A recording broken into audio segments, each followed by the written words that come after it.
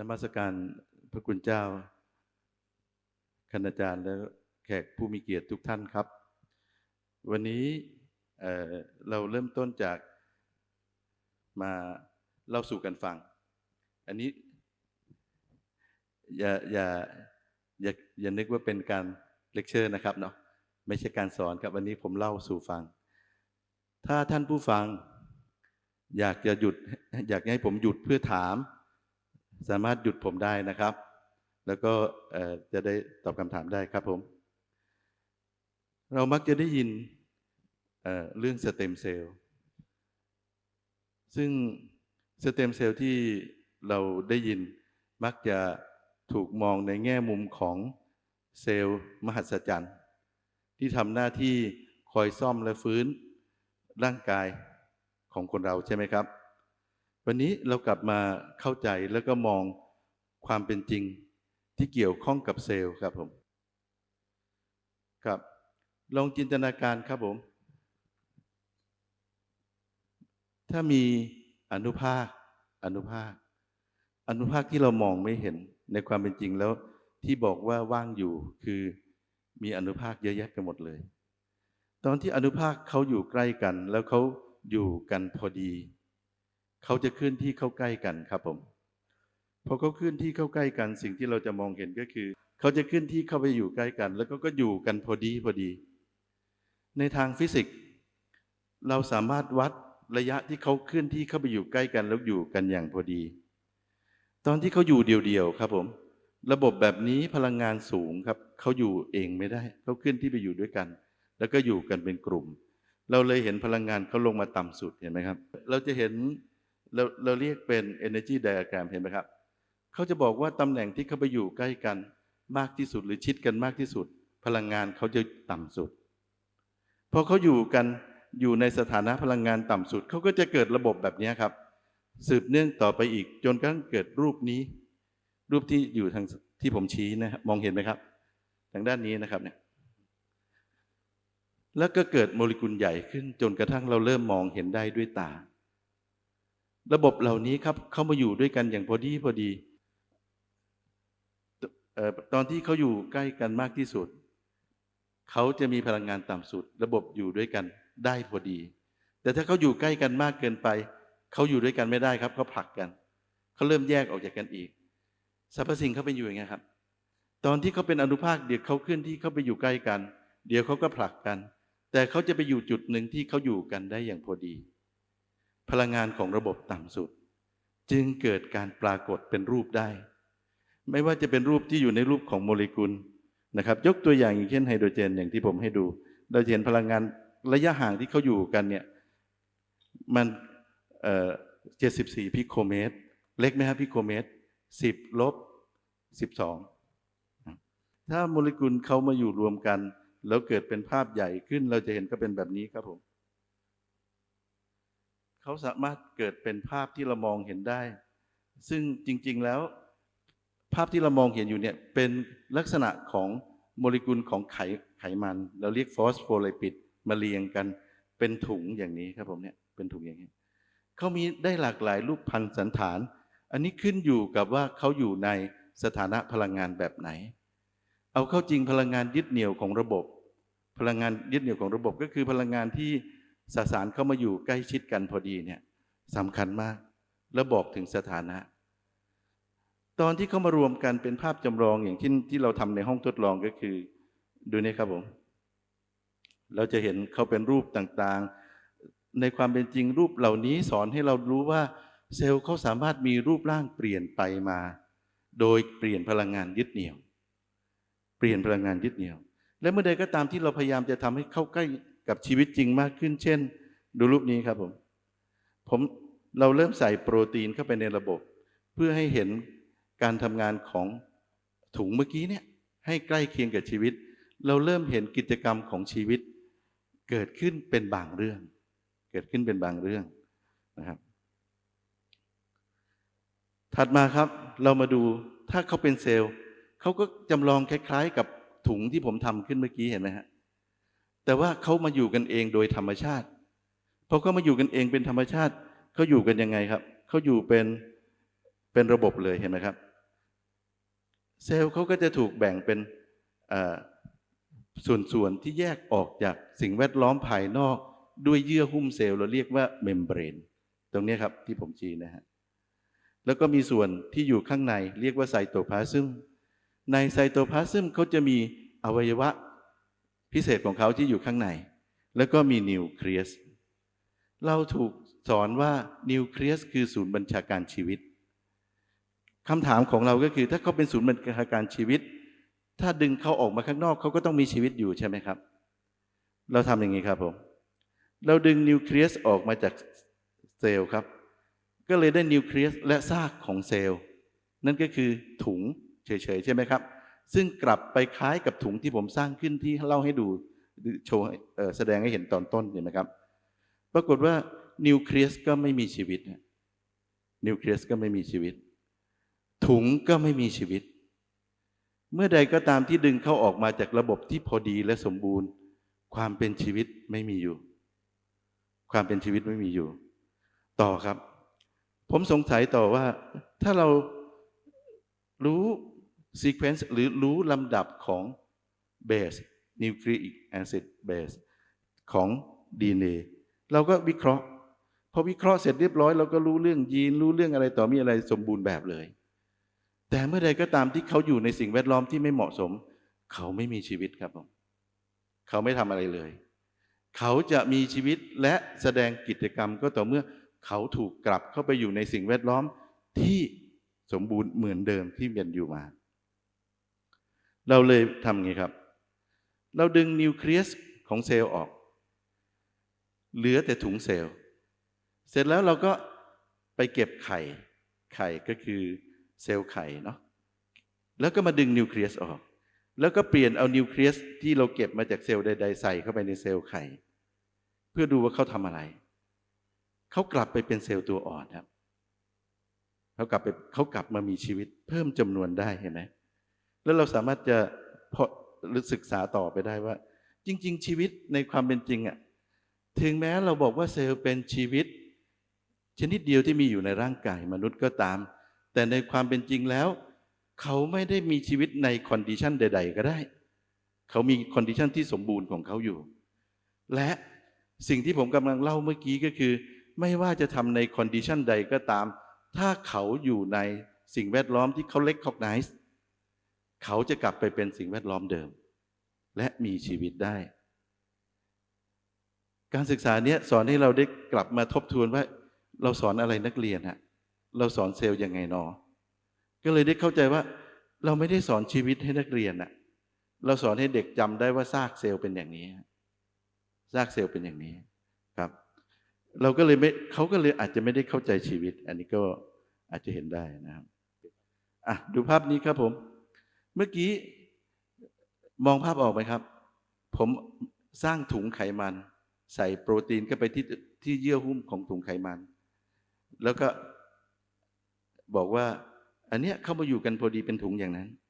มีการทำงานบางอย่างคล้ายชีวิตแต่ไม่มีลักษณะของชีวิตอยู่ตอนที่ผมเอาเซลล์มาผมดึงนิวเคลียสออก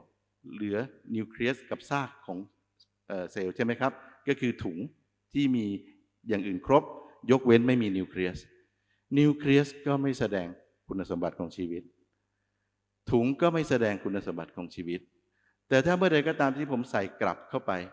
เอานิวเคลียสใส่กลับเข้าไปในเซลล์เขาแสดงคุณสมบัติของชีวิตได้แล้วชีวิตเป็นยังไงอะเราจำเป็นต้องดูชีวิตอย่างที่คอนดิชันเขาเป็นแล้วใครจะรู้มันเป็นอย่างไรสิ่งที่ศูนย์วิจัยเราทำก็คือเราพยายามเข้าไปใกล้ๆทีละนิดละนิดครับจนเราได้เข้าใจว่าก่อนที่เราจะดึงเขาออกมาจากระบบเนี่ยเขาเป็นแบบนี้ครับผมเห็นนี่ไหมครับถ้าเราเห็นเขาติดแสดงสีเขียว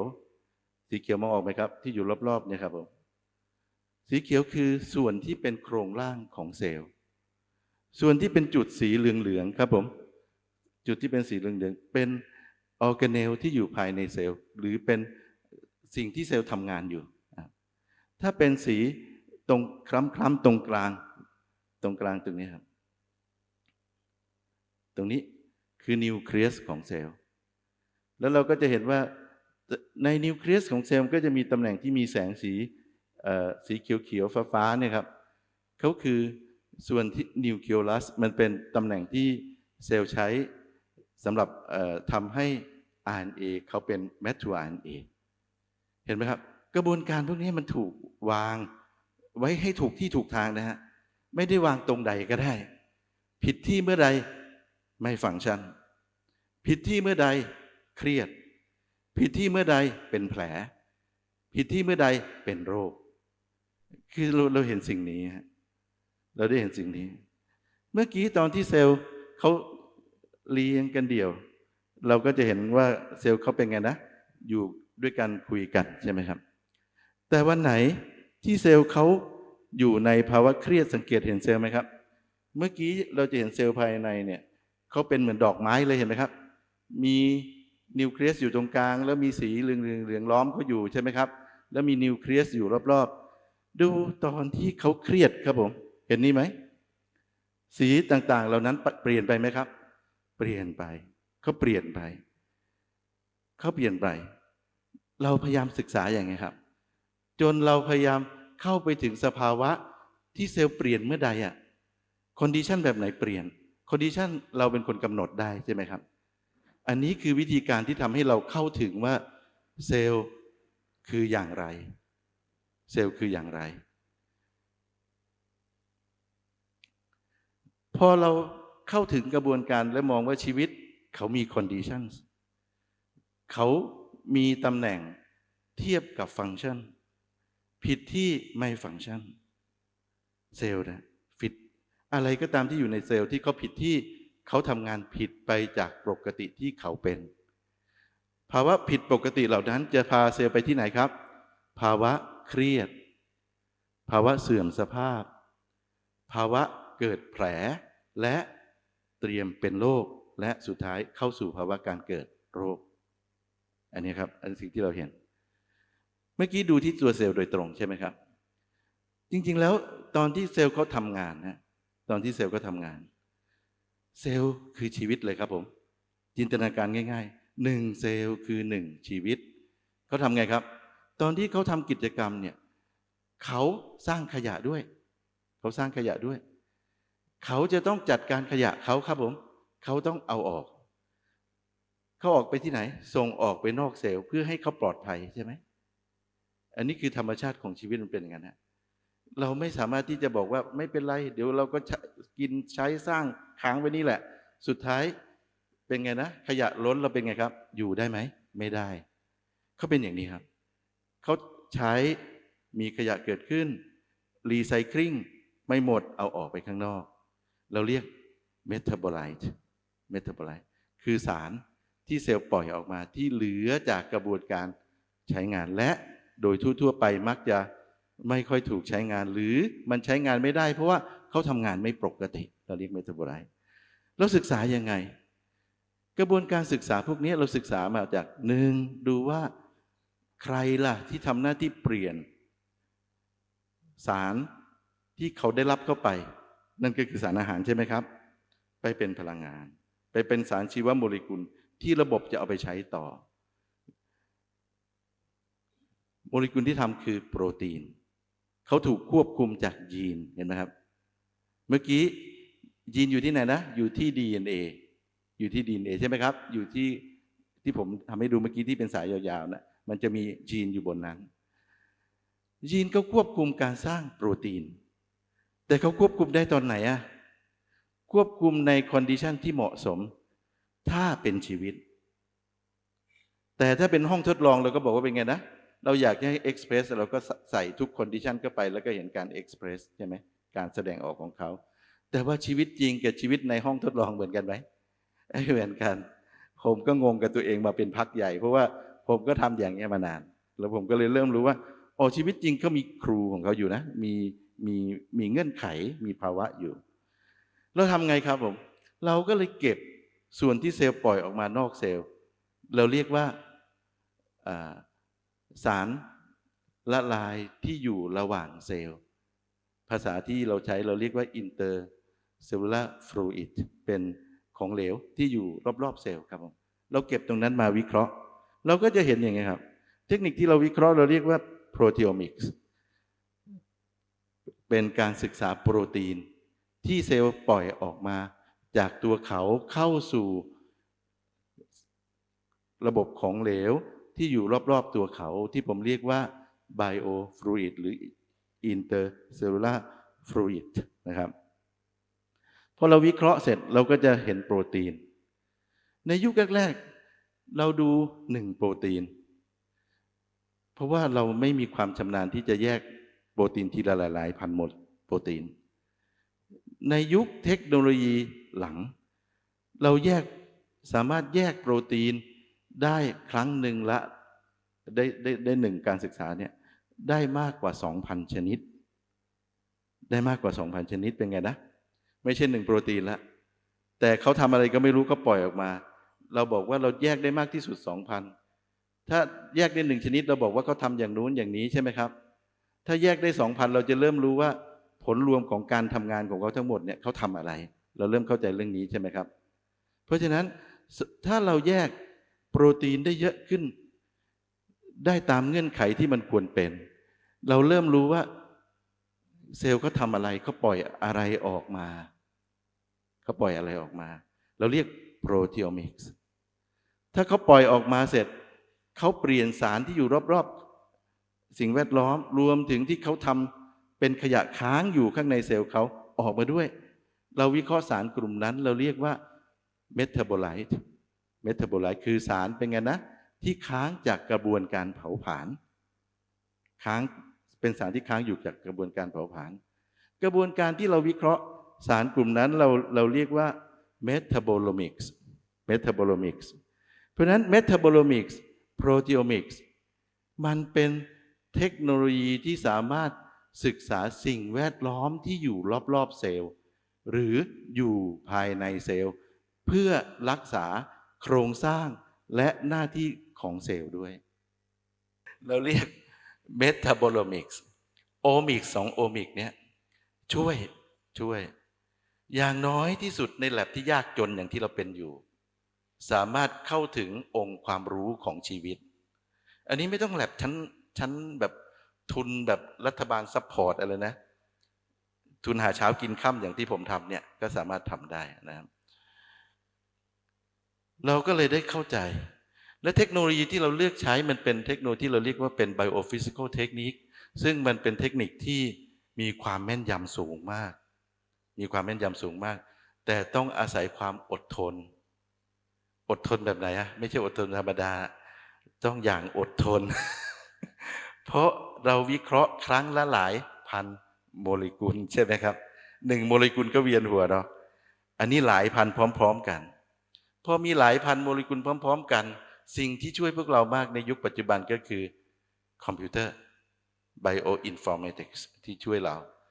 เขาช่วยเอาข้อมูลทั้งหมดเนี่ยไปประมวลตามอัลกอริทึมที่เราต้องการก็ได้องค์ความรู้เราก็เลยได้องค์ความรู้เรื่องเซลล์ชีวิตของเซลล์จาก1ดูตัวเซลล์โดยตรงใช่ไหมครับเราเรียกเป็นดูสันฐานรูปพันธุ์สันฐานของเซลล์โดยตรงใช่ไหมครับดูรูปพันธุ์สันฐานของเซลล์เห็นเซลล์เมื่อกี้เซลล์สวยๆมันดอกไม้มาอยู่รวมกันเครียดเห็นไหมผมเห็นเซลล์ที่อยู่ใน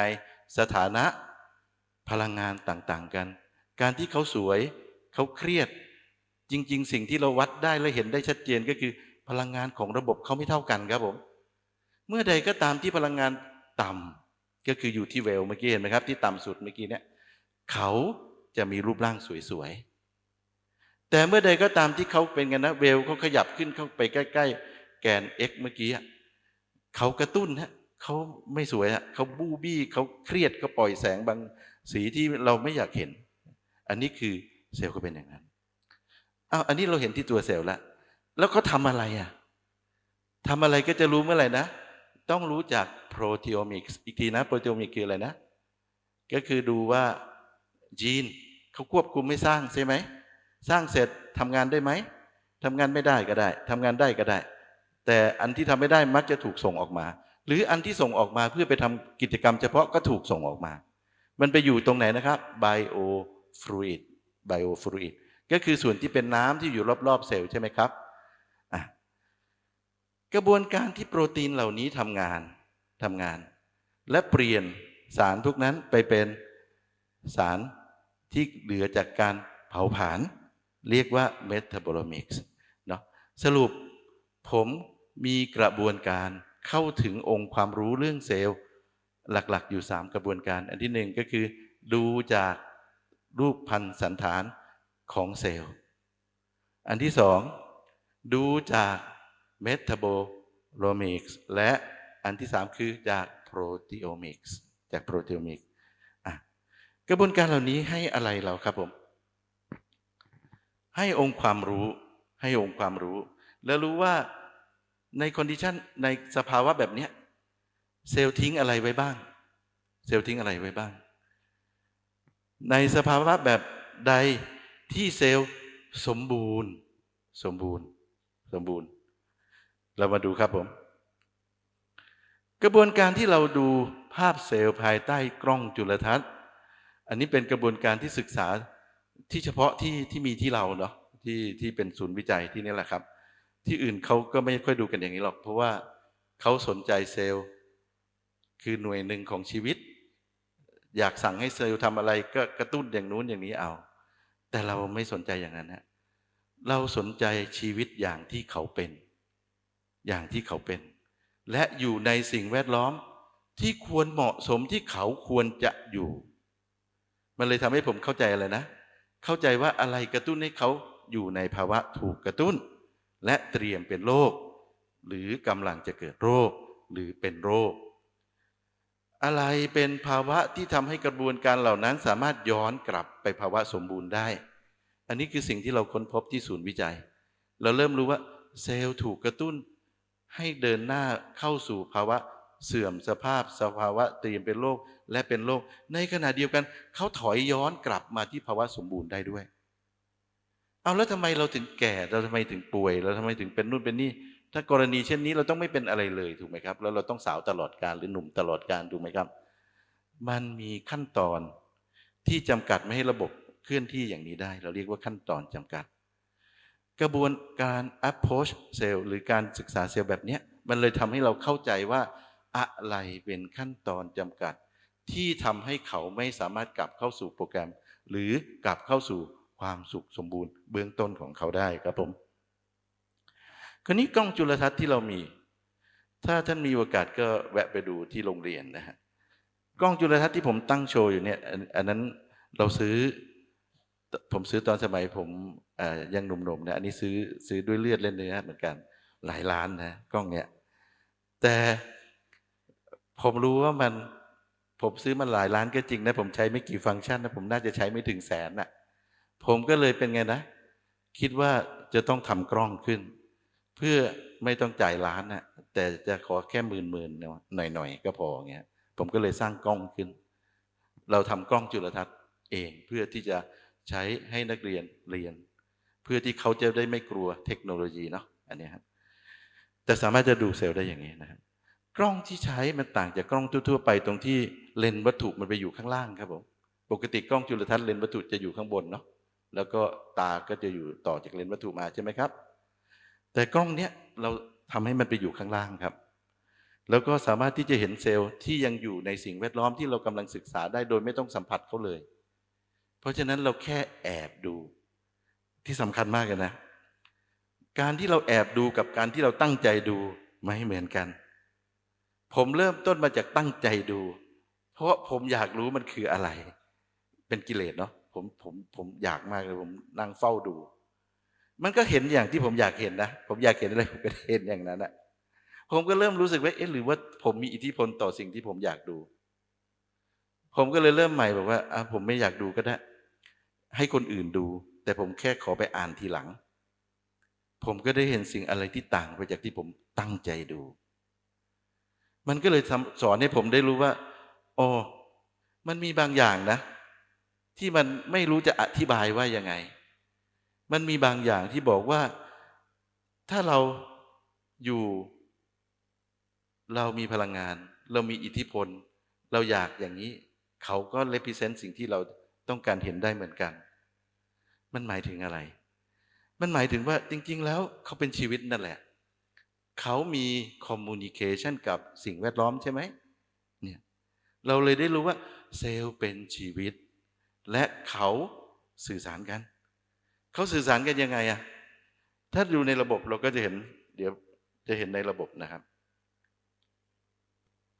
โอเคครับดูภาพนี้ครับเห็นภาพเซลล์เคลื่อนที่ไหมครับที่น้อยๆเห็นไหมเซลล์เขาเคลื่อนที่เห็นไหมครับเซลล์เป็นชีวิตนะดูนะครับเห็นเซลล์ตรงกลางไหมครับตรงนี้ฮะที่ปล่อยที่ผมวางสีแดงนะฮะที่เขาเด้งนะครับเราจะเห็นเขาปล่อยถุงออกไปเห็นไหมครับถุงเราเรียกไมโครเวสิเคิลถุงที่เขาปล่อยออกไปเนี่ยเขาบรรจุโปรตีนที่เซลล์ใช้คุยกันฮะเมื่อเซลล์อื่นได้รับสัญญาณเขาก็เริ่มลงไปเกาะเปลี่ยนรูปพันธสันฐานเคลื่อนที่มาอยู่รวมกันเห็นไหมครับอันนี้เราเรียกการสื่อสารเอาเข้าจริงเซลล์เขาเป็นแบบนี้เขาอยู่ด้วยกันด้วยระบบ orchestration คือเป็นไงนะเขาประสานกันเป็นระบบเขาไม่มีใครสั่งใครนะเขาคุยกันเขาประสานกันเป็นระบบอย่างนี้ครับถ้าเขาจะเกิดเป็นเนื้อเยื่อที่สมบูรณ์เซลล์ก็มีอย่างนี้ด้วยก็คือเมื่อกี้จะเห็นเซลล์หนึ่งเกาะแล้วถูกยิงออกมาเห็นไหมครับถ้าเขาไปอยู่ด้วยกันแต่ระบบบอกว่าอันเนี้ยคุณไม่ควรอยู่ตรงนี้ก็ออกไปเขาก็ให้ออกไปนะฮะแล้วเซลล์ที่ออกมาก็ไปตั้งโคโลนีใหม่เขาก็จะเกิดอย่างนี้อันนี้เป็นสิ่งที่นักวิทยาศาสตร์เราเรียนรู้ว่าในความเป็นจริงแล้วตอนที่เซลล์เขาอยู่เดียวๆแล้วเคลื่อนที่มาอยู่รวมกันแล้วตกลงกันว่าจะสร้างอวัยวะเขาสร้างกันอย่างนี้เขาจะต้องมีเซลล์หนึ่งที่ได้รับสัญญาณกระตุ้นได้รับสัญญาณกระตุ้นสุดท้ายพลังงานที่กระตุ้นเขามากพอที่จะกระตุ้นให้เซลล์ที่อยู่รอบๆข้างเชื่อว่ามารวมกันสิเดี๋ยวเราจะอยู่รอดเห็นไหมก็เกิดเป็นโคโลนีเกิดเป็นเนื้อเยื่อกระบวนการเขาเป็นอย่างนี้ถ้าเขาจะอยู่ด้วยกันอย่างสมบูรณ์เราจะต้องเห็น process ต่อไปนี้ครับผมเช่นเราเห็นเขาเคลื่อนที่ใช่ไหมครับเห็นถุงที่เซลล์คุยกันส่งโปรตีนไปคุยกัน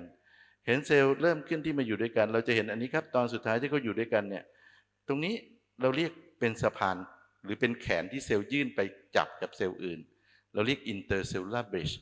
พอเขาไปเกาะกันอยู่เนื้อเยื่อเริ่มเกิดขึ้นนะพันธะที่อยู่ด้วยกันเริ่มแข็งแรงมากขึ้นเริ่มเสถียรมากขึ้นแต่ว่าเขาใช้พลังงานต้องเมนเทนให้เขาอยู่ด้วยกันอย่างนี้เขาใช้พลังงานตอนที่เขาอยู่ด้วยกันแล้วก็เกิดอาการอย่างนี้จริงๆแล้วเซลล์ไม่ได้อยู่ด้วยกันแล้วมายืนมาเกาะกันรวมกันเป็นเนื้อเยื่อแล้วอยู่เฉยๆนิ่งๆไม่นะฮะเดี๋ยวดูนะครับ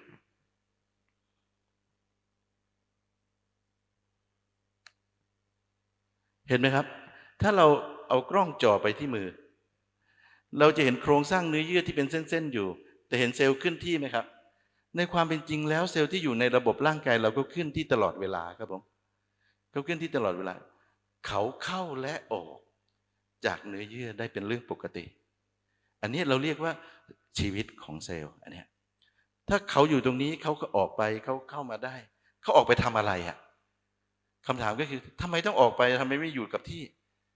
เขาออกไปเพื่อทำกิจกรรมที่ระบบต้องการเขาไม่สามารถทำกิจกรรมได้เมื่อเขาอยู่ในโครงร่างของเนื้อเยื่อที่เป็นของแข็งซึ่งมันถูกยึดอยู่ทำให้เขาไม่มีพื้นที่ในการทำกิจกรรมเซลล์ทำกิจกรรมโดยการเคลื่อนที่ในระนาบ3มิติที่เราเรียก x y z และเขาเคลื่อนที่ไปทางหน้าด้วยอีกหนึ่งฟังก์ชันเรียกว่า time ในความเป็นจริงเราจะเห็นมิติที่เป็น 4D กับ 5D ในระบบเซลล์ในความเป็นจริงเราประเมินเซลล์น้อยมากต่ำมากเราคิดว่าเซลล์ไม่ทำอะไรเลยเราอยากสั่งให้ทำอะไรก็ได้ไม่เขามีกระบวนการเคลื่อนที่กระบวนการสื่อสาร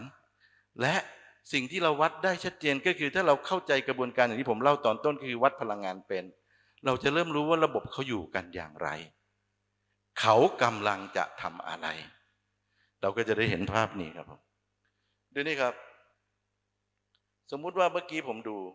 เซลล์กลุ่มหนึ่งใช่ไหมครับผมแท็กที่1เซลล์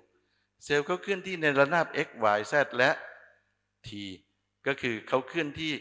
ขึ้นลงแล้วก็เคลื่อนที่ไปตามระยะขจัดด้วยเราเห็นการเคลื่อนที่นั้นและผมวัดความเร็วของการเคลื่อนที่ของระบบเซลล์ที่เป็นความเร็วเฉลี่ยที่ระยะขจัด เราสามารถวัดความเร็วของการเคลื่อนที่ของเซลล์มีหน่วยเป็นไมโครเมตรเปอร์เซกเราสามารถวัดได้ตั้งแต่ 0.2 ไมโครเมตรเปอร์เซกจนถึง 200 ไมโครเมตรเปอร์เซกในระบบเซลล์อะจินตนาการเซลล์ที่ผมพูดถึงเขามีขนาด 10 ไมโครเมตรถ้าเขาขึ้นที่ 200 ไมโครเมตรเปอร์เซกเร็วไหมเร็วมากนะเร็วในระบบอะกระบวนการเหล่านี้เราเลยได้เห็นการเปลี่ยนแปลงของระบบพลังงานที่เกิดขึ้นจากการเคลื่อนที่และการไปอยู่รวมกันของระบบเซลล์กล้องจุลทรรศน์ที่มีเซ็นเซอร์บันทึกภาพที่มีความละเอียดและไวเพียงพอที่สามารถจะวัดโฟตอนได้เราสามารถวัดพลังงานที่เซลล์ปล่อยออกมาได้เราสามารถวัดพลังงานที่เซลล์ปล่อยออกมาได้ถ้าเราเอาข้อมูลพลังงานของเซลล์ที่ปล่อยในคอนดิชันต่างๆกันมาประมวลข้อมูลเราจะรู้ว่าเซลล์ทำอะไรเซลล์เขาอยู่ยังไงเขาเครียดเขาสมบูรณ์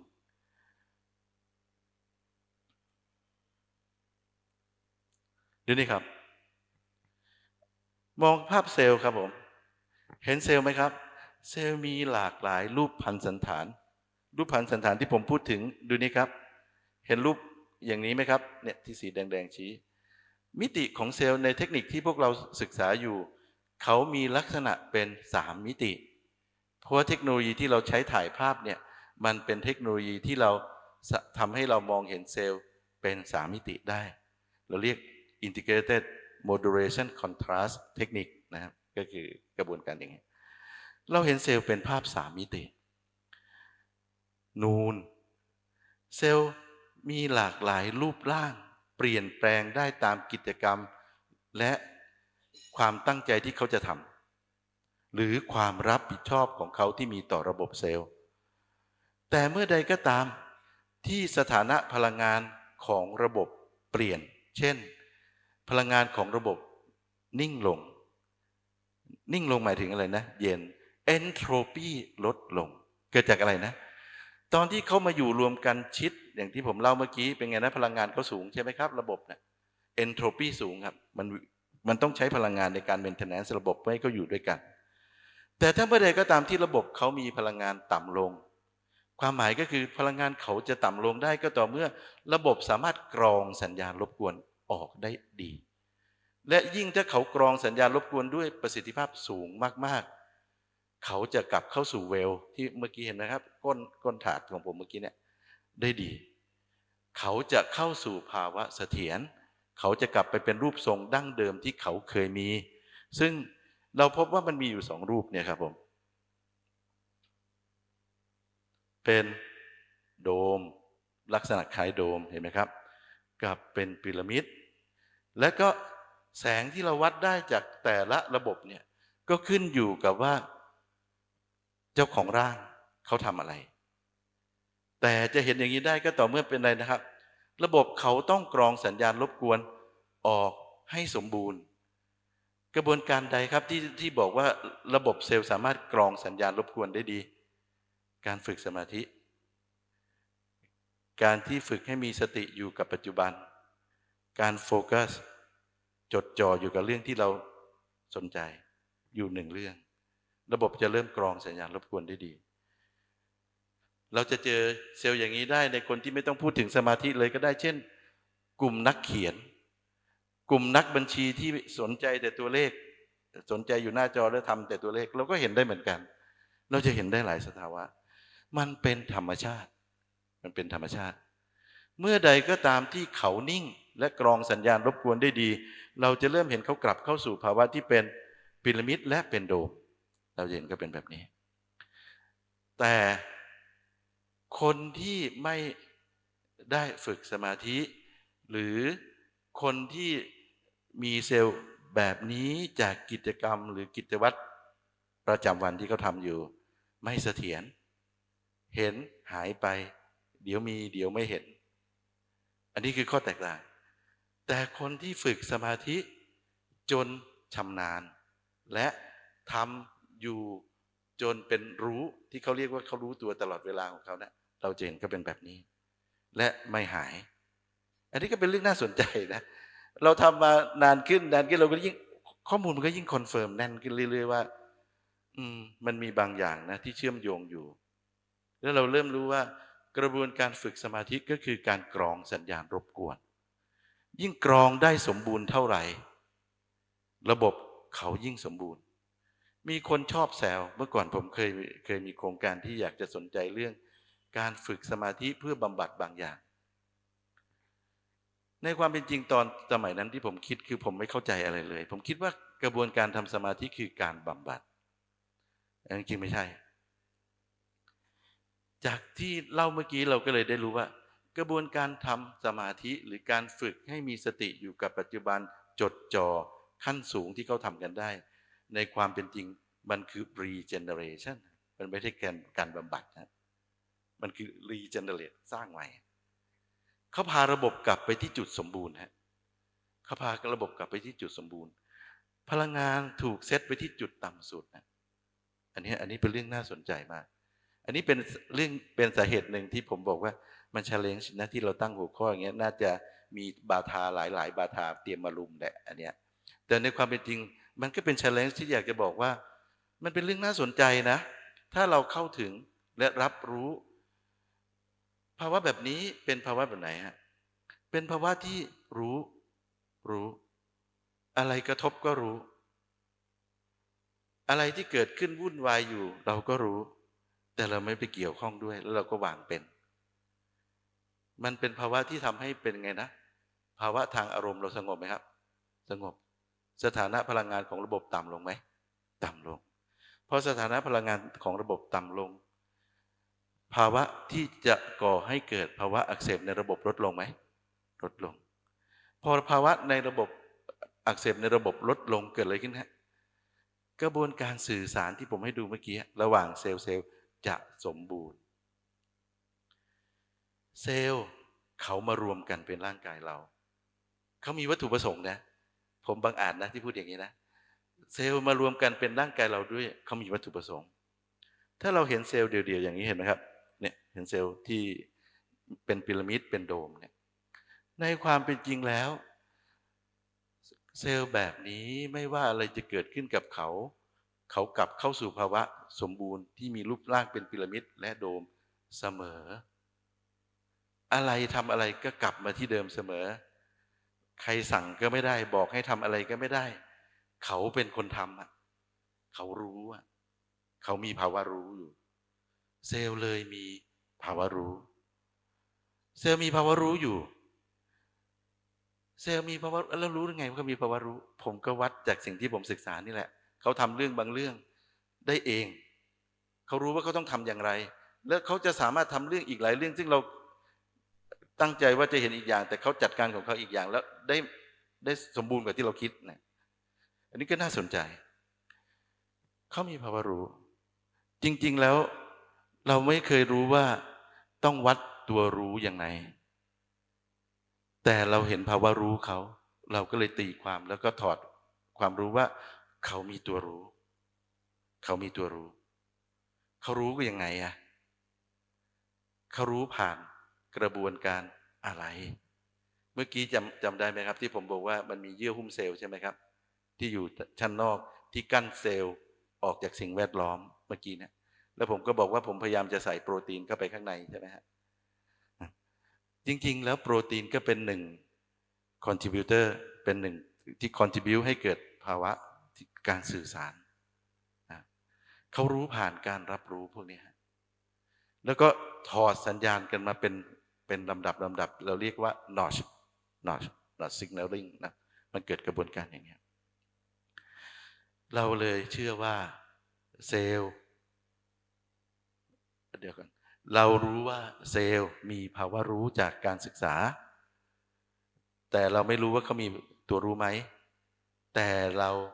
จากข้อมูลที่เรามีสอนเราว่าเขามีตัวรู้ผมไม่ได้บอกว่าผมบอกเขามีนะผมเรียนรู้มาเหมือนกันโอเคอ่ะคราวนี้พอเขาเป็นอย่างนี้ครับเซลล์มาอยู่รวมกันหลายๆเซลล์สังเกตไหม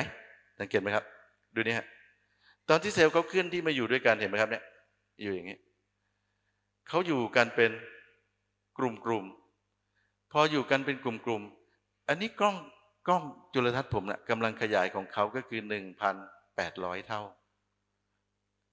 เล็กไหมเล็กเนาะมันเห็นที่ระดับไมโครเมตรถึงนาโนเมตรมันละเอียดมากครับอันเนี้ยมันเลยทำให้เพิ่มประสิทธิภาพของการรับรู้ของตาเราใช่ไหมครับเพราะตาเรามันเห็นที่10 - 4 เมตรนะตาเราเห็นหยาบครับผมที่เราเห็นอยู่เนี่ยมันหยาบ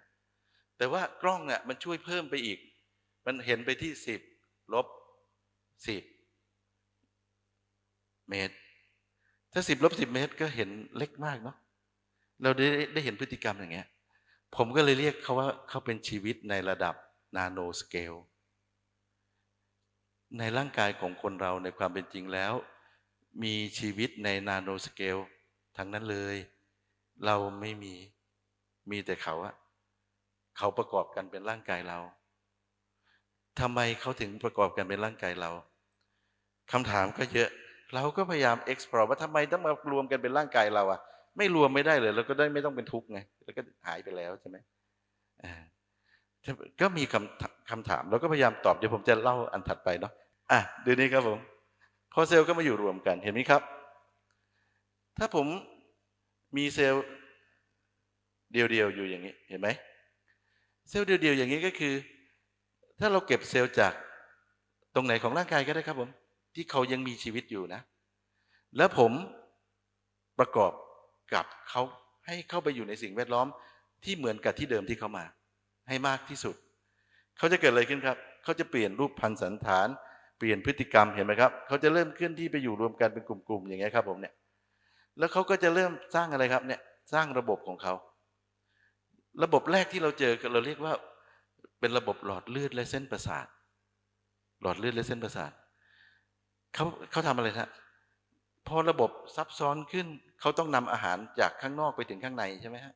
ก็ต้องมีเลือดแดงพาเข้าไปพาออกซิเจนพาแก๊สเข้าไปมีหลอดเลือดดำพาของเสียจากระบบออกมาเกิดกระแสการสื่อสารระหว่างระบบขึ้นเรียกว่าประสาทเราเรียกว่า neurovascular bundle มันเป็นแพ็คของระบบหลอดเลือดและเส้นประสาทเมื่อใดก็ตามที่เราพบ neurovascular bundle เราจะเริ่มเห็นการเกิดเนื้อเยื่อเกิดอวัยวะเราสามารถทำให้เกิดเนื้อเยื่อและอวัยวะได้ทุกชนิดจากกระบวนการที่เราศึกษาโดยเฉพาะถ้าเราเก็บเซลล์มาจากเลือดดำมาจากเลือดดำด้วยนะความหมายก็คือเป็นไงนะถ้าเราเก็บเซลล์มาจากหลอดเลือดดำแล้วทำให้เขาเห็นสามารถทำให้เรามองเห็นว่าเขาเกิดเป็นเนื้อเยื่อจนกระทั่งเป็นเนื้อเยื่อที่สมบูรณ์มองเห็นนะครับเนื้อเยื่อที่สมบูรณ์ก็คือเป็นชิ้นๆเลยนะครับเนี่ยอย่างเงี้ยนะครับแล้วเห็น organization ของระบบเขาไหมครับมันเหมือนเนื้อเยื่อเป๊ะเลยสมมุติว่าเราไปที่ไหนก็ได้ไปตลาดก็ได้ซื้อหมู2 ขีดมาตัดให้เป็นแว่นบางที่สามารถส่องด้วยกล้องจุลทรรศน์ได้เขาจะคล้ายภาพที่ผมเอาเคอร์เซอร์วางไว้เนี่ยครับจะมองเห็นยังไงเป็นสัมพันธ์เป็นแบบนี้จะเห็นว่าก่อนจะเป็นอย่างนี้ได้เขาเป็นอย่างนู้นอย่างนู้นอย่างนู้นมาก่อนเห็นไหมครับเห็นไหมเขาเป็นอย่างนี้มาก่อนอยู่เดียวๆกันมาก่อนนะมาจนกระทั่งเกิดอันนี้แล้วก็เกิดเป็นเนื้อเยื่อที่สมบูรณ์แบบนี้เราก็เลยนำเสนอว่าจริงๆแล้วกระบวนการที่เซลล์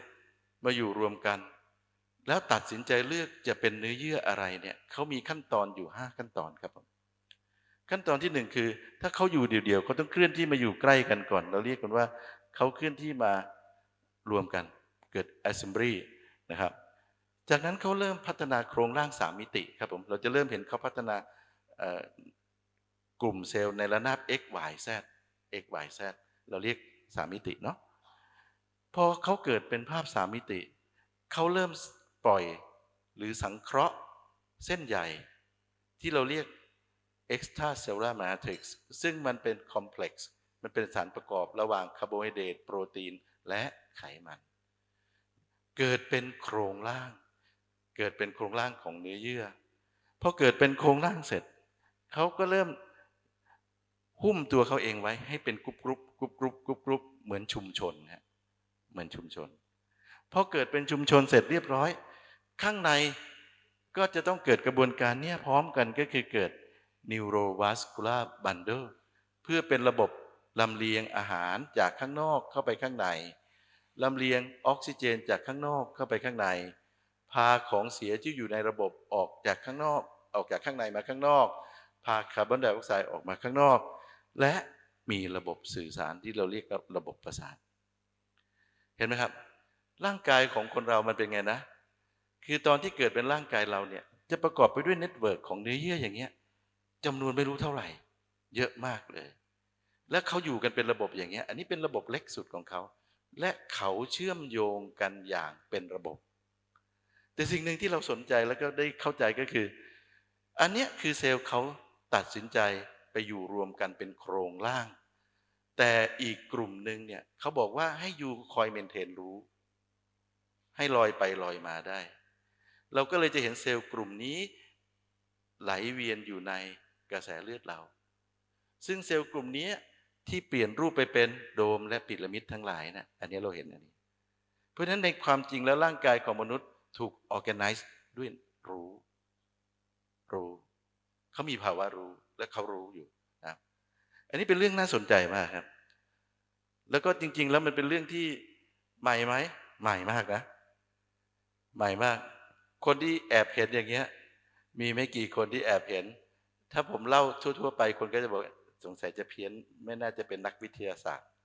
แต่ผมยืนยันนะว่าผมเป็นนักวิทยาศาสตร์นะดูนี่ครับผมตอนที่ระบบเขาเกิดรู้และเข้าไปอยู่รวมกันนะภาพแรกเห็นไหมครับอันนี้เป็นของผู้เข้ามารับบริการท่านหนึ่งที่ศูนย์วิจัยเห็นภาพแรกไหมครับตอนที่เขามาหาผมใหม่ๆเขามีปัญหาต่อมลูกหมากโตแล้วก็มีอาการนิดหน่อยแต่ก็ยังไม่ได้เป็นอะไรเซลล์ก็ไม่สมบูรณ์ครับผมก็ศึกษาตามเข้ามาเรื่อยๆจนวันหนึ่งเราเห็นเซลล์เขาเป็นแบบนี้ครับผมรูปแรกบนนี้เห็นไหมครับเนี่ยเขามาอยู่กันเป็นกลุ่มๆอย่างนี้ครับแล้วก็เห็นเซลล์กลุ่ม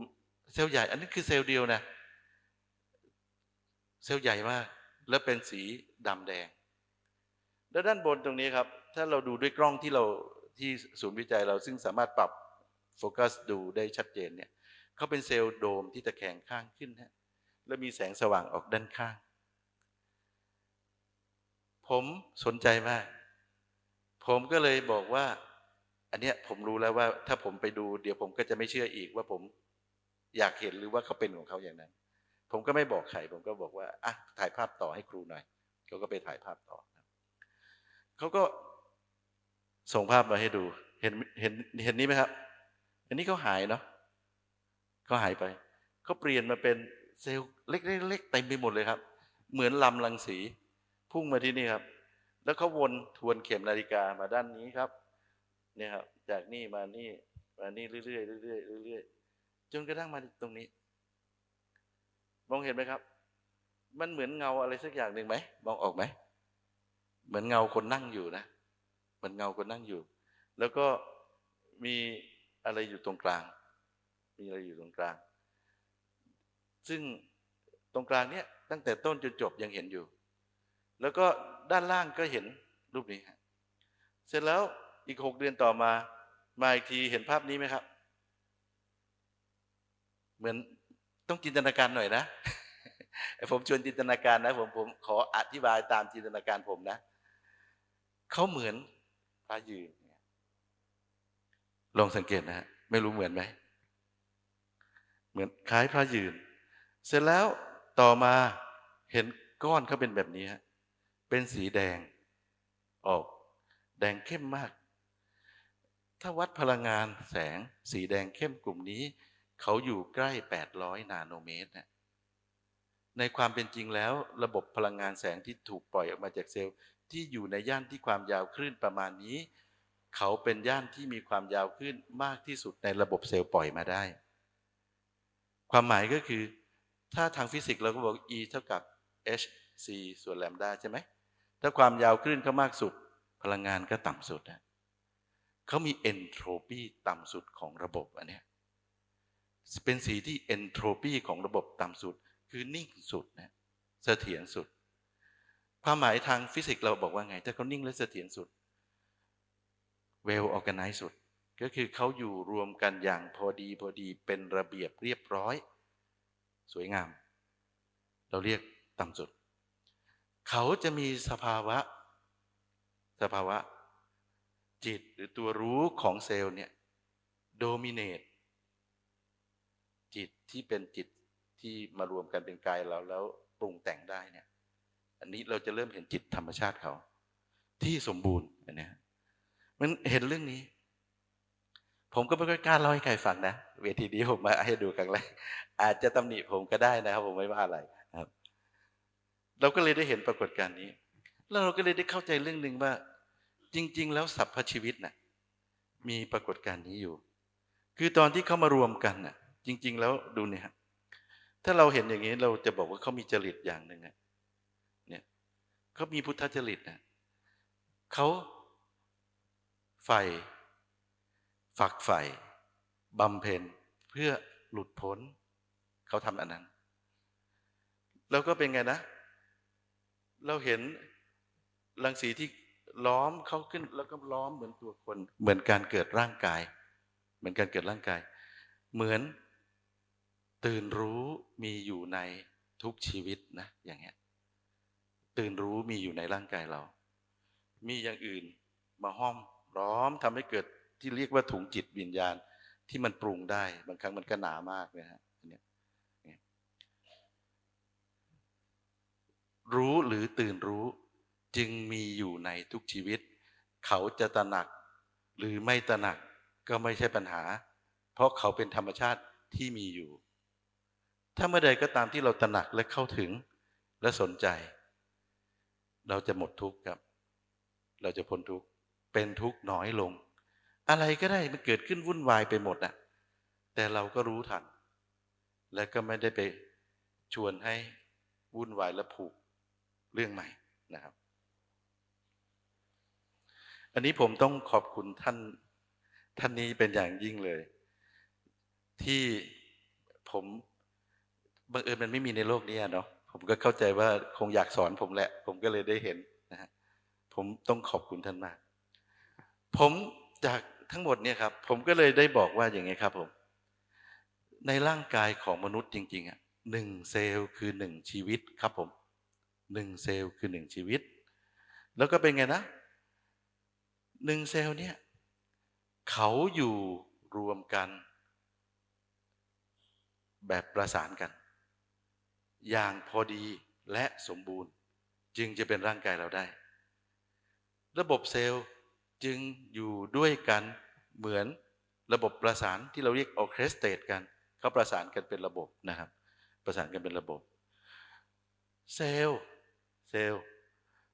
มีระบบจำเซลล์มีระบบจำเขามีระบบโปรแกรมจำประมวลข้อมูลและสั่งให้เกิดการตอบสนอง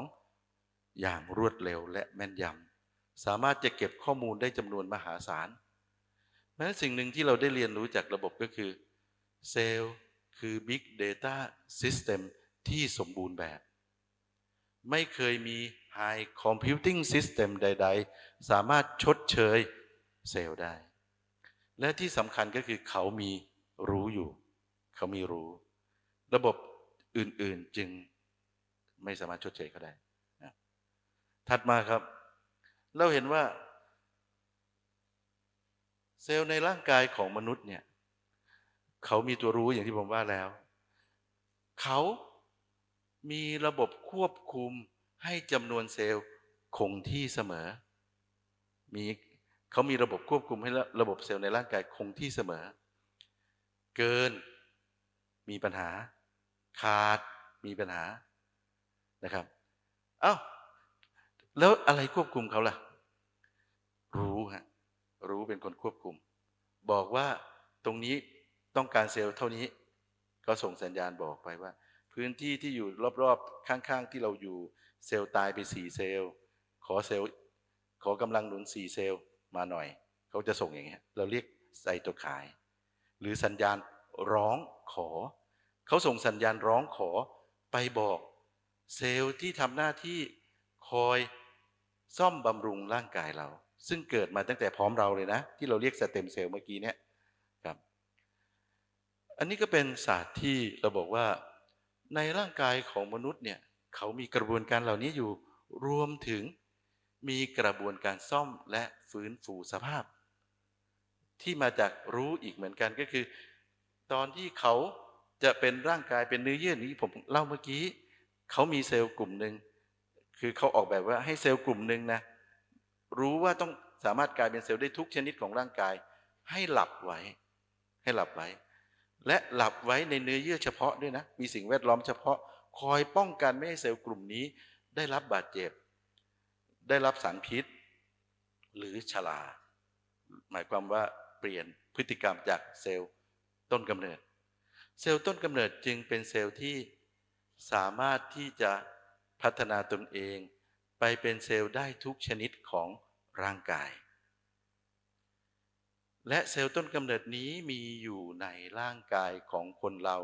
ทุกคนเขาคือสมบัติที่ธรรมชาติเป็นอยู่อย่างนั้นเป็นอยู่อย่างนั้นแต่เราไม่เคยให้โอกาสเขาได้ทำหน้าที่รู้ของเขานะเจ็บนิดแล้วบอกไม่ได้เป็นแผลหน่อยก็ไม่ได้เกิดอะไรขึ้นนิดหน่อยเราก็ไปทำลายมันซะหมดใช่ไหมครับปัญหาก็คือพอทำลายเสร็จสิ่งแวดล้อมเหมือนเดิมอีกไหมเหมือนเดิมเหมือนที่ผมอธิบายตอนต้นว่าเป็นไงนะตอนที่มีเซลล์เขาอยู่ดีๆไปดึงนิวเคลียสเขาออกตอนแรกๆตอนที่เขาอยู่ด้วยกันก็ทำงานดีไหมครับทำงานตอนดึงออกมาปั๊บเป็นไงนะนิวเคลียสบอกว่าเป็นศูนย์บัญชาการก็ไม่มีกิจกรรมของชีวิต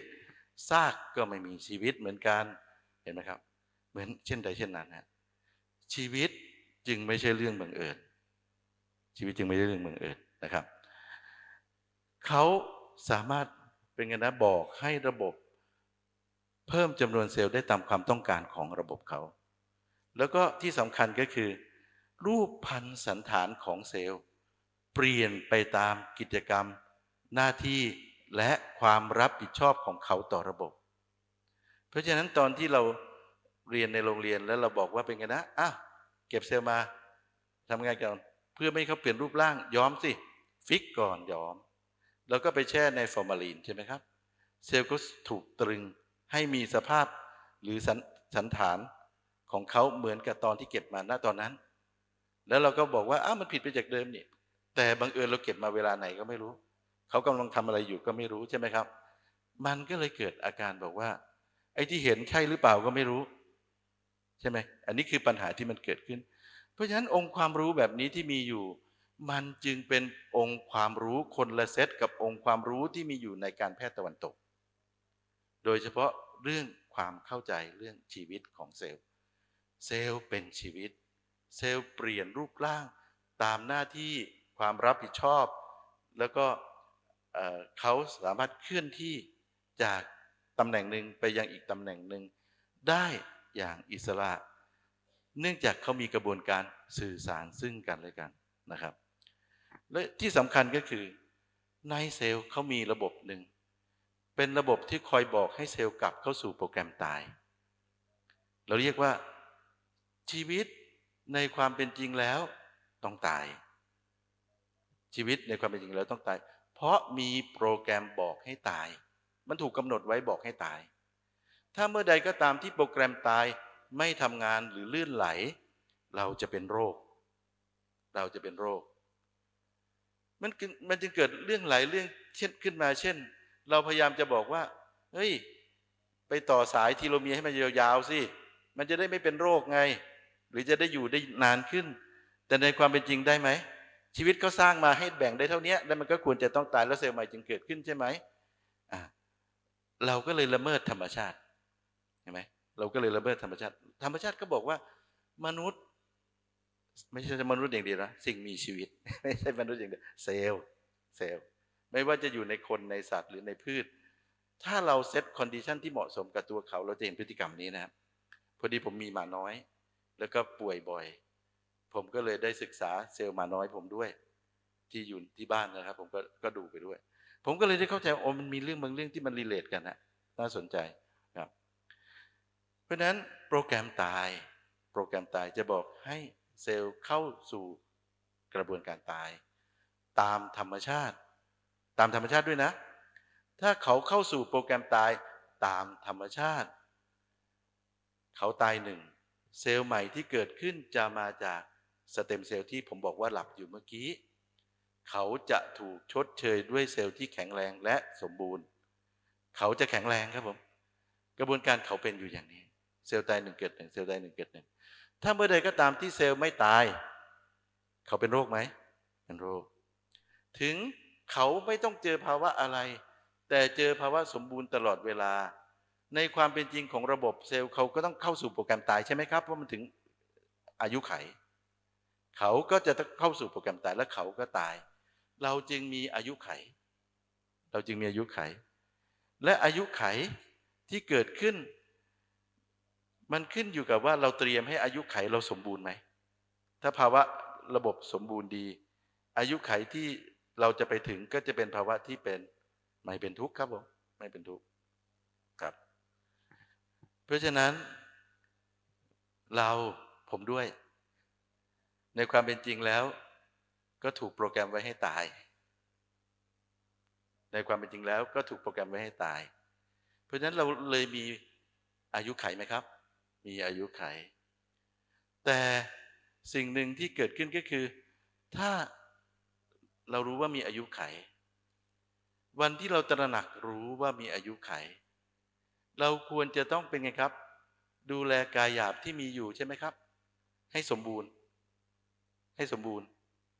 จนถึงอายุไขกายหยาบสมบูรณ์และฝึกให้จิตสมบูรณ์อยู่ด้วยเราจะไปถึงอายุไขแบบไหนนะแบบไม่ต้องแบกทุกข์ของสังขารมากเกินไปอันนี้คือสิ่งที่ผมได้เรียนมานะผมไม่ได้เป็นนักเรียนพุทธจริงๆสักเท่าไหร่ผมเรียนมาจากนี่นะครับผมก็เลยพูดได้อย่างนี้ศัพท์อาจจะไม่ตรงกับทางพุทธศาสนาบ้างผมต้องขอโทษนะครับเพราะผมก็ไม่รู้ว่าต้องจูนยังไงเดี๋ยวผมจะต้องไปเรียนพุทธจริงๆครับเพื่อเข้าใจนะครับอันนี้เป็นเรื่องที่อยากจะสื่อสารให้ฟังวันนี้เนาะค่ะท่านใดมีคำถามข้อแลกเปลี่ยนนะคะเดี๋ยวเราช่วงนี้เป็นช่วงแลกเปลี่ยนค่ะเชิญแนะนำตัวเองด้วยสักนิดนึงด้วยนะคะใช่ค่ะผมกิตติเดชกิจมโนมัยนะครับมีคำถามจะสอบถามอาจารย์นิดหนึ่งคือในช่วงเริ่มต้นที่อาจารย์พูดถึงเรื่องการนำนิวเคลียสออกจากตัวเซลล์นะฮะแล้วหลังจากนั้นเนี่ยนิวเคลียสก็ไม่ใช่มีสิ่งมีชีวิตนะฮะตัวเซลล์ก็คือที่ขาดนิวเคลียสก็ไม่มีชีวิตตอนนี้หลังจากนั้นเราก็นำเอานิวเคลียสกลับเข้าไปนะฮะมันก็จะฟังก์ชันเข้ามาทันทีตอนนี้ประเด็นคือผมสงสัยว่าเรานำนิวเคลียสออกจากเซลล์โดยที่ไม่ทำลายผนังเซลล์ได้อย่างไรแล้วหลังจากนั้นเรานำกลับเข้าไปได้อย่างไรอีกครับขอบคุณครับคือจริงๆกลับไปที่ผมเล่าตอนต้นเห็นไหมครับตอนที่ผมเอาไขมันมาเรียงกันเป็นแผ่นที่ผมเรียกเยื่อหุ้มเซลล์ใช่ไหมครับจริงๆแล้วโมเลกุลไขมันที่มาเรียงกันอยู่ในธรรมชาติจริงๆอ่ะเขาแค่มาอยู่ชิดกันครับเขาไม่ได้มีพันธะอะไรยึดเหนี่ยวกันฮะผมถึงเรียกว่าพอดีฮะผมถึงเรียกว่ารู้เพราะอย่างเงี้ยไม่มีอะไรดึงยึดเขาอยู่เลยแต่เขาอยู่ด้วยกันแบบพอดีพอเขาอยู่ด้วยกันแบบพอดีการที่เราจะบอกให้เขาเปิดและดึงบางอย่างเราก็อาศัยการสื่อสารนี่ครับใส่บางอย่างที่พอดีกับเขาเพื่อให้เขาเปิดและดึงออกครับผมแล้วก็ถ้าจะใส่กลับเราก็บอกเขาอีกเหมือนกันว่าผมจะใส่เข้านะผมเปิดใส่เข้ามันทางฟิสิกส์มันทำได้ครับผมผมก็ไม่รู้จะอธิบายยังไงในกลุ่มพวกเราชำนาญเรื่องพวกนี้ครับผมเราทำเรื่องอย่างเงี้ยได้ค่ะเป็นคำถามคำตอบพอชัดเจนนะคะค่ะท่านใดมีคำถามเพิ่มอีกไหมคะอยากให้แลกเปลี่ยนนะคะอย่างฉันเองฟังแล้วก็คุยกับอาจารย์สำลีบ่อยนะคะแล้วก็ได้แลกเปลี่ยนก็พอได้ฟังข้อมูลช่วงเช้าเนี่ยอาจารย์สำลีนะคะสิ่งที่ได้เห็นก็คือ1ดูรูปพันธุ์สันฐานmorphology ใช่ไหม2ดูเรื่องของ metabolism นะคะ3ดูในเรื่องของโปรตีโอมิกและทำอย่างไรที่เราไม่อยากจะเป็นชีวิตอ่ะมันมีอะไรเข้าไปใส่แล้วมันได้ไหม โดยไม่ต้องวิปัสสนาเยอะอะ คือไม่เกิดอะมันสักหนึ่งคำถามนะฮะ ถึงว่า คือเราไม่อยากเป็นชีวิตอะ อ๋อ มันมีอะไรในทาง จริง เคมีฟิสิกส์ชีวะไหมฮะ เป็นคำถามที่ในความเป็นจริง ผมว่าคนก็ยังมองไม่เห็นเนาะผมก็ยังไม่ถึงนะ ผมก็ไม่ถึงหรอก จริง ๆ แล้วเอาแนวคิดที่เรามองครับผมในความเป็นจริงชีวิตถ้าตามที่ผมเล่าแบบง่าย ๆ ให้ฟังเมื่อกี้ใช่ไหมครับ ชีวิตหรือเซลล์น่ะเขาเป็นชีวิตใช่ไหมครับเขาเป็นชีวิตที่เรียบง่ายครับผมเขาไม่ต้องการการปรุงแต่งใด ๆ เลยเขาต้องการแค่สิ่งแวดล้อมที่เหมือนเดิมที่เขาตกลงมาอยู่รวมกันให้สมบูรณ์แค่นั้นเองเขาไม่ต้องการอะไรเลยเพราะฉะนั้นกระบวนการที่เราใส่เข้าไปในความเป็นจริงมันไม่น่าจะทำให้เราหยุดมีชีวิตได้ แต่มันต้องเอาออกครับเพราะที่มันเกินเราเลยเดือดร้อนนึกออกไหมฮะเพราะมันเกินเลยเราเลยเดือดร้อนอ่ะทำไมวันนี้ผมถึงอารมณ์หงุดหงิดปุ้งปังเพราะว่าพลังงานผมสูงไงอะไรกระตุ้นผมก็ไม่รู้ใช่ไหมแต่ถ้าผมรู้ทันผมก็จะต้องเป็นไงนะรู้จักนะเนี่ยวางลงรู้กลับไปที่สถานะที่ผมเรียกว่าสมบูรณ์คือเวลเมื่อกี้เห็นไหมไปที่ก้นเวลให้ได้อย่างเงี้ยคือความตั้งใจแล้วบอกให้มันทำอย่างเงี้ยมันทำไม่ได้ครับผมมันเป็นธรรมชาติมันต้องฝึกจนชำนาญนะมันเป็นโดยธรรมชาติแค่บอกว่าอยากแล้วบอกว่าผมถึงนะผมทำได้ลองสังเกตตัวเองครับไม่มีใครรู้นอกจากตัวเราจะรู้ว่ามันไม่ใช่อ่ะถ้าเราเข้าใจจริงๆเราจะรู้ว่าที่ใช่มันเป็นยังไงเราจะรู้อย่างเงี้ยเราจะรู้ด้วยตัวเราเองได้ครับผมครับเพราะฉะนั้นผมสำหรับคำตอบก็คือสิ่งที่ควรทำเมื่อเราคิดว่าเราอยากจะไม่เป็นทุกข์กับหลายๆเรื่องก็ได้เนาะรวมถึงทุกข์ของสังขารนี่ก็ได้สิ่งหนึ่งที่ควรทำก็คือกลับไปสู่สภาวะเรียบง่ายอะไรที่เกินก็ออกไปบ้างมันไม่จำเป็นต้องมีก็ไม่มีก็ได้เพราะชีวิตเดิมทีมันก็ไม่ต้องมีก็ได้ใช่ไหมครับผมเหมือนอย่างที่ผมอยากได้โรงเรียนอันนี้ก็เป็นส่วนเกินนะผมก็เลยเดือดร้อนใช่ไหมผมก็แบบอยากทำโรงเรียนเงี้ยผมก็เหนื่อยผมก็บ่นใช่ไหมฮะแต่จริงๆแล้วผมไม่ทำก็ได้ไหมก็ได้ไม่ต้องทำก็จะง่ายขึ้นอย่างเงี้ยใช่ไหมฮะแต่ผมก็เลือกจะทำเพราะผมเลือกจะเดือดร้อนเงี้ยมนุษย์ก็มีเงื่อนไขอันเนี้ยครับผมจริงๆผมคิดว่าถามว่าเขารู้ไหมเขาน่าจะรู้นะ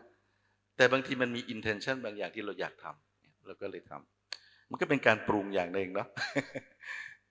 ครับค่ะอีกสักหนึ่งคำถามไหมคะก่อนที่เราจะไปพักรับประทานอาหารกลางวันมีไหมคะอ๋อมีค่ะคำถามสุดท้ายนะคะค่ะขอบคุณค่ะอาจารย์สมยงบุตรราชนะคะอยากเรียนถามอาจารย์ดร.สำลีค่ะว่าอาจารย์ได้มีการตรวจเซลล์เด็กพิเศษที่เรียกว่ากลุ่มเด็กออทิสติกซึ่งเซลล์สมองไม่ทำหน้าที่ในการฟังก์ชันของเขาเลยค่ะแล้วอาจารย์มีแนวคิดยังไงบ้างที่จะทำให้เซลล์สมองของเด็กออทิสติกที่ไม่ทำฟังก์ชันนะคะเกิดการทำฟังก์ชันขึ้น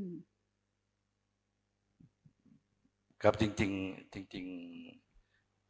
เป็นหนึ่งในงานวิจัยที่ผมทำมานานเหมือนกันเนาะกับเด็กออทิสติกคือสิ่งที่เราได้เรียนรู้จากงานวิจัยที่ผมไม่สามารถตอบได้ว่ามันควรจะเป็นอย่างนั้นนะผมเล่าให้ฟังว่าสิ่งที่ผมเห็นแล้วก็เข้าใจได้แล้วก็รับรู้และมีข้อมูลคือจริงๆแล้วในกลุ่มเด็กออทิสติกที่เราเห็นอยู่เนี่ยกระบวนการสื่อสารระหว่างเซลล์เขาไม่ทำงานครับเราจะเห็นได้ชัดเจนว่าระบบการเชื่อมโยงที่เราเรียก neural network เนี่ยมันสั้นแล้วมันก็ไม่ทำงานพอไม่ทำงานเสร็จเนี่ยเขาก็มีภาวะหนึ่งใช่ไหมในความเป็นจริงแล้วมันเป็นเส้นบางๆเป็นเยื่อบางๆที่แยกระหว่างเขาป่วยหรือเขาเป็นอัจฉริยะสิ่งที่ผมคิดว่านักวิทยาศาสตร์ทุกวันนี้ทำก็คือเราไม่เข้าใจชีวิตอ่ะเราเห็นพฤติกรรมอย่างนี้เราวัดคนด้วยไม้บรรทัดอันเดียวแล้วบอกว่ายูไม่มีพฤติกรรมอยู่ในนอร์มของคนปกติอ่ะยูเป็นโรคอันนี้ผมว่าใจหลายจริงๆแล้ว มันควรจะต้องเข้าใจเขานะ ต้องมาดูก่อนว่าเขาทำไมถึงเป็นใช่ไหมครับ แล้วก็ในโดยทั่วๆไปพอเราตรวจวัดเจอเราสิ่งที่เราได้เห็นทุกกรณี ตั้งแต่ผมมีประสบการณ์มาก็คือเขามักจะได้รับการบำบัดที่เป็นพิษอย่างรุนแรง อย่างรุนแรง จนกระทั่งเขาไม่แสดงออกอะไรเลย และเสื่องซึม เราจะถามหาการพัฒนาการแบบไหนอ่ะมันน่าจะมีได้ไหมถ้าโดนทำอย่างนั้นใช่ไหมอันนี้ผมถามกลับนะว่าตกลงเราทรีตยังไงอ่ะ เราน่าจะทรีตคนไข้กลุ่มออทิสติกจริงๆผมไม่มีจิตใจอยากจะเรียกเขาว่าคนไข้เขาก็เป็นชีวิตเหมือนเรา ด้วยความอบอุ่นด้วยความรักทำให้สิ่งแวดล้อมรอบๆกายเขาสมบูรณ์ก็กลับมาที่ภาวะเรียบง่ายนะฮะแล้วก็ถ้าเป็นพวกเราที่เราทำอยู่เราก็ปรับสิ่งแวดล้อมที่อยู่ในรอบๆเซลล์ของพวกเขาให้กลับมาสมบูรณ์แต่คราวนี้ปัญหาก็คือตอนที่ถ้าเราเจอเขาตั้งแต่เริ่มต้นน่ะ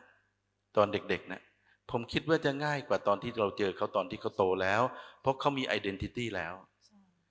เพราะฉะนั้นกระบวนการอย่างที่ผมเล่าเนี่ยมันเป็นจะสังเกตว่าปัจจัยที่เป็น predominant factors ของเขาจริงๆก็คือ lifestyle เห็นไหมครับที่เราพูดถึงกันเนี่ยทั้งหมดมันก็คือเราเป็นคนเลือกให้มันเป็นนะมันไม่ใช่ธรรมชาติเขาไม่ได้เป็นอย่างนั้นนะเราเลือกให้มันเขาเป็นถ้าเขามีข้อบกพร่องในบางครั้งแทนที่เราจะเข้าใจแล้วก็ช่วยกันแก้ไขระบบความบกพร่องอันนั้นอย่างเป็นมิตรในบางครั้งเราก็ไม่ยินดีจะทำนะครับถ้าเป็นผมก็แนะนำว่าควรตรวจเขาแล้วก็ควรจะต้องดูแลเขาในลักษณะที่เห็นใจเขาอะเนาะแต่ในบางครั้งผมก็เข้าใจนะคนที่อยู่ด้วยนานๆเขาก็แบบมันก็ไม่ไหวอะมันเยอะมันเหนื่อยอย่างเงี้ยก็เข้าใจแต่ว่าในบางครั้งมันไม่ช่วยเขาครับผมครับค่ะและอยากปรึกษาอาจารย์ต่อแล้วเรียนถามในที่ประชุมนะคะถ้าใครมีความรู้แลกเปลี่ยนกันนิดนึงนะคะพอดีคนที่ถามเป็นนักกิจกรรมบำบัดชื่ออาจารย์ชมยงบุตรราชเป็นเจ้าของนวัตกรรม Body Innovation ในการบำบัดเด็กออทิสติกที่สามารถพาเด็กออทิสติกข้ามปัญหาที่ว่า brain function ไม่ฟังก์ชันแล้วเลยเกิดความผิดปกติไม่สื่อสารไม่สบตาไม่พูดไม่ยืดหยุ่นอารมณ์แปรปรวนไม่สามารถปรับตัวเข้ากับสิ่งแวดล้อมได้เราใช้นวัตกรรมตัวหนึ่งที่เรียกว่านวัตกรรมบอดี้เลยอยากเรียนปรึกษาอาจารย์สำลีให้อาจารย์สำลีช่วยอธิบายในเชิงของวิทยาศาสตร์เซลล์นะคะในฐานะนักบำบัดคือเราใช้วิธีธรรมชาติที่สุดอาจารย์สำลีถามว่าทำยังไงให้เซลล์ของเราใช่ไหมคะสมบูรณ์หรือเป็นเซลล์พระธาตุได้อาจารย์นกถามว่าถ้าเราไม่ปฏิบัติตนคือไม่ฝึกสมาธิเราจะได้เซลล์ที่สมบูรณ์ได้ไหมนะคะซึ่งคำถาม2คำถามนี้มันจะเชื่อมโยงมากับตัวเองว่าถ้าเราฝึกตนก็คือฝึกให้เด็กออทิสติกมีการควบคุมการเคลื่อนไหวร่างกายตัวเองอาจารย์สำลีเรียนถามแล้วนะคะถ้าเราเคลื่อนไหวร่างกายตัวเองเพราะว่า brain function มีหน้าที่สั่งใช่ไหมคะแต่เมื่อ brain ไม่สั่งเราทำ body เคลื่อนไหวเพื่อกลับขึ้นไปสั่งเขาเรียกว่าการย้อนกลับกระแสประสาทแต่พฤติกรรมที่ในการทำต้องถูกออกแบบว่าจะเอาฟังก์ชันของเบรนในฟังก์ชันไหนเพราะฟังก์ชันมันมีเบรนโลบๆเนาะฟังก์ชันไหนก่อนหลังหรือเป็น implement ทุกๆฟังก์ชันเข้าด้วยกันแล้วทำด้วยความอบอุ่นซ้ำๆบ่อยๆผ่านสื่อประสาททั้งหมดที่อาจารย์พูดถึงไม่ว่าจะได้ยินรับรู้ดมกลิ่นรับรสนะคะสัมผัสหรือเคลื่อนไหวในข้อต่อกล้ามเนื้อแล้วให้เกิดการทำจนกระทั่งเกิดการสั่งของฟังก์ชันของเบรนคือเซลล์เบรนเกิดการทำงานเกิดขึ้นแล้วในที่สุดเราอยากได้อะไรอยากได้สื่อสารอยากได้อารมณ์ที่มั่นคงอยากได้การยืดหยุ่นอยากได้ความสามารถของร่างกายด้านไหนเราสามารถสั่งได้สอนได้เลยถามอาจารย์สำลีว่างั้นการเคลื่อนไหวที่แบบซ้ำๆภายใต้การบูรณาการของประสาทรับรู้ทุกส่วนทั้ง7ระบบนะคะตาหูสัมผัสข้อต่อกล้ามเนื้อดมกลิ่นรับรสทั้งหมดเลยนะคะไม่แยกส่วนเพราะมนุษย์ห้ามแยกฝึกตาห้ามแยกฝึกหูฝึกรวมกันทั้งหมดแล้วซ้ำนะก่อให้เกิดการทำงานของเซลล์แล้วเซลล์ทำงานเกิดขึ้นได้โดยมีทั้งสติปัญญาและสมาธินะคะอาจารย์ช่วยอธิบายในแง่ของเซลล์ให้หน่อยได้ไหมคะว่าสิ่งที่เราทำไมมันถึงสำเร็จได้ครับเดี๋ยวผมขอเริ่มอธิบายอย่างนี้ก่อนเนาะจริงๆแล้ว คือของอาจารย์จมยงเขาทำที่กายใช่ไหมคือเป็นกายละเขาทำแต่สิ่งที่ผมดูอยู่ผมดูก่อนเกิดเป็นกายใช่ไหมฮะแล้วก็เริ่มเห็นว่าก่อนที่เขาจะเป็นมารวมกันเป็นเน็ตเวิร์กของทิชชูอย่างที่ผมอธิบายเมื่อกี้เขาอยู่กันอย่างไรเขาประสานกันอย่างไรเนาะก็เลยได้เห็นว่าเขาสื่อสารกันไม่สมบูรณ์อย่างที่ผมเรียนเมื่อกี้นะครับในความเป็นจริงแล้วการดูแลทั้งหมดเนี่ยมันควรจะต้องมีขั้นตอนฮะคือสมมุติว่าอยู่ๆเขามีปัญหาเราต้องประเมินก่อนว่าเขามีปัญหาอยู่ที่จุดใดก่อนเช่นเขามีปัญหาอยู่ที่ระดับเซลล์เขามีปัญหาอยู่ที่ระดับตอนนี้เซลล์เขาไม่ได้เป็นอะไรสมบูรณ์แล้วแต่พฤติกรรมหรืออื่นๆมันไม่ช่วยเชื่อมโยงหรือว่าเขาขาดข้อมูลชุดที่ไม่ถูกใส่เข้าไปเพราะเด็กกลุ่มหนึ่งของกระบวนการวงจรสื่อสารระบบประสาทเขาไม่สมบูรณ์ก็คือเขาได้ข้อมูลไม่ครบพฤติกรรมหรือข้อมูลที่ได้มาตั้งแต่ต้นเนี่ยถ้าเราอยู่แล้วก็ทำงานกับพวกเขาเราจะเริ่มรู้ว่าเขารับมาได้หน่อยเดียวสิ่งที่เรามักจะพบเสมอก็คือเขามักจะรู้สึกขาดความอบอุ่นเขาอาจจะมีพฤติกรรมบางอย่างที่แสดงบอกว่าเขาขาดความอบอุ่นเช่นเจอคนที่ไม่รู้จักเขาก็ไปคุยด้วยหรือไปกอดอย่างเงี้ยอันนี้ก็อาจจะเห็นได้เหมือนกันแต่คราวนี้ถ้าสมมติว่าเรามองก่อนถ้าเป็นผมนะครับตอนที่เราทำงานวิจัยกันครั้งแรกๆเรากระตือรือร้นมากเลยนะฮะเราเริ่มต้นทำงานกับโรงเรียนประชานุกูลที่เชียงรายเราก็ทำไปสักระยะหนึ่งแล้วเราก็เริ่มรู้สึกว่าแทนที่เราจะเป็นประโยชน์เราไม่เป็นประโยชน์นะแล้วผมก็เลยหยุดทำเพราะว่าคือผมไม่ใช่คือผมรู้เรื่องเซลล์เนาะผมรู้เรื่องเล็กมากอะผมไม่รู้เรื่องใหญ่ๆอะผมไม่รู้ว่าเวลาคนเขามีพฤติกรรมหรืออยู่ด้วยกันแล้วเขาไม่แฮปปี้อะไรเงี้ยผม manage ไม่เป็นนะเพราะผมไม่ค่อยรู้จักใช่ไหมอย่างนั้นนะคือมันก็เลยเกิดปัญหาว่าผมทำมาถึงจุดหนึ่งจนที่เห็นระบบ neural network เกิดขึ้นเรียบร้อยแต่ผมไม่รู้ต้องใส่ข้อมูลยังไงผมใส่ไม่เป็นอย่างเงี้ยผมก็อันนี้มันก็คืออันเนี้ยเป็นสิ่งที่เราทำแล้วมันก็ขาด network ขาดการเชื่อมโยงเราก็เลยหยุดกิจกรรมนั้นเพราะเราคิดว่ามันเป็นโทษมากกว่าเป็นประโยชน์กับเด็กนะอันนี้คือสิ่งที่เราหยุดไปครับ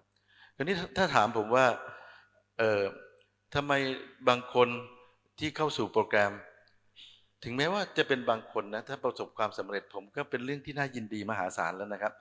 หนึ่งชีวิตเป็นเรื่องเป็นค่าเป็นอะไรที่มีค่าเนาะแค่หนึ่งคนได้รับอานิสงส์จากที่อาจารย์ทำผมว่าก็เป็นบุญแล้วครับผมเป็นอานิสงส์อย่างยิ่งต่อมวลมนุษย์นะแต่เพียงแต่ว่าถ้าอาจารย์จะคาดหวังให้ผู้เข้าร่วมกระบวนการทุกคนประสบความสำเร็จมันมีปัญหาครับอันที่หนึ่งเราจะต้องประเมินเขาก่อนที่ระดับเซลล์เขาเนี่ยว่าเขาอยู่ในสเต็ปแบบใดเขาจะไปฝึกได้หรือยังไงครับผมเขาrecognition ที่เกิดจากกระบวนการสื่อสารเขาเกิดขึ้นได้ปกติดีหรือยังไงครับผมอันนี้เป็นอันที่มันต้องทำแต่ปัญหาที่เกิดขึ้นก็คือมันทำไม่ได้เพราะถ้าพูดกันตรงไปตรงมาเลยนะผมไม่ได้อวดอ้างอะไรนะ